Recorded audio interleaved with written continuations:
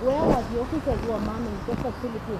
And then to the DG, there is a drug that has been used across the world to treat especially severe cases of COVID-19, hydroxychloroquine, and research has also shown that... Shemtai, I don't think we had a question.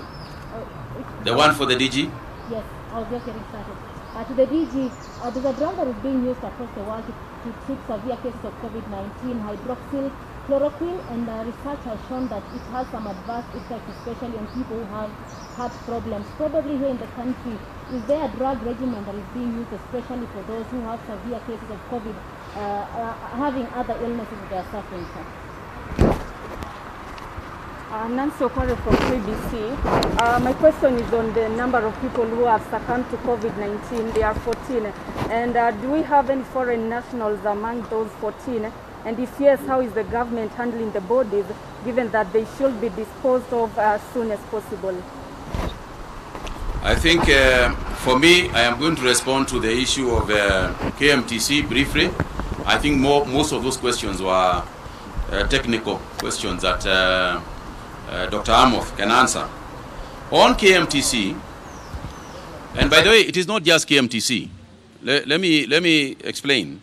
It is not just in KMTC that people have escaped from quarantine. In fact, Mandela was the first place where people escaped from quarantine.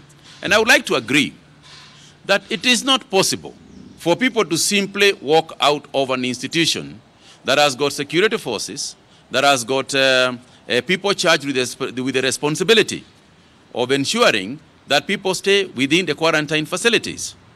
But more importantly, it is very difficult to fathom how an individual who knows very well they are not in prison. Quarantine facilities are not prison facilities.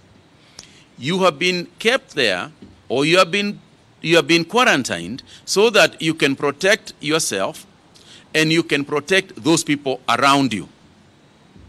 So those of you out there, those Kenyans who know of an individual who was in quarantine, and you know them, who was in quarantine, who is now proposing that you should be living normally with them.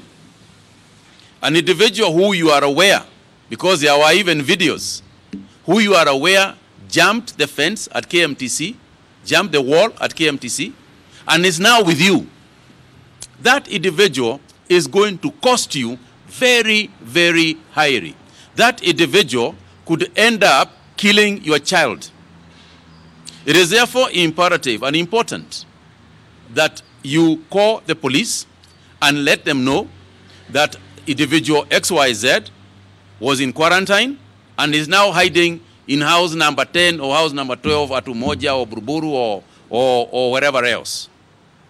So mine is to urge people that, and this is why we have been talking about this being our own responsibility.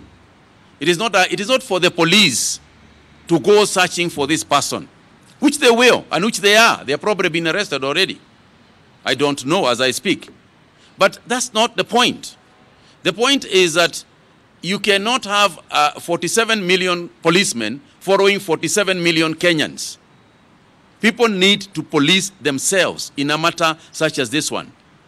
Therefore, I would urge that those people surrender themselves back to the quarantine facility, because if they do not surrender themselves back, then they render themselves to all kinds of things, including being mobbed by people, and taken there by force.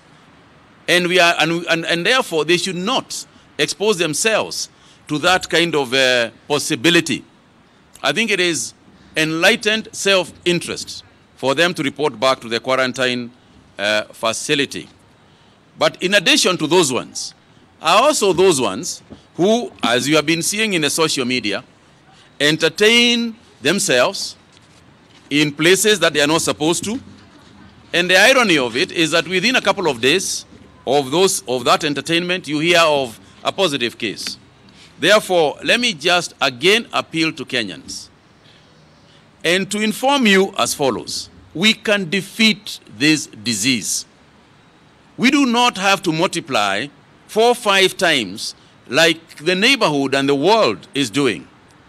If we exercise self-discipline, if you become your brother's keeper, and I become my brother's keeper, and by that I mean both positively and negatively, where we help each other, where we assist each other, where we try and provide for each other. But the flip side of it is that where we also report each other when people do not do what they are supposed to do.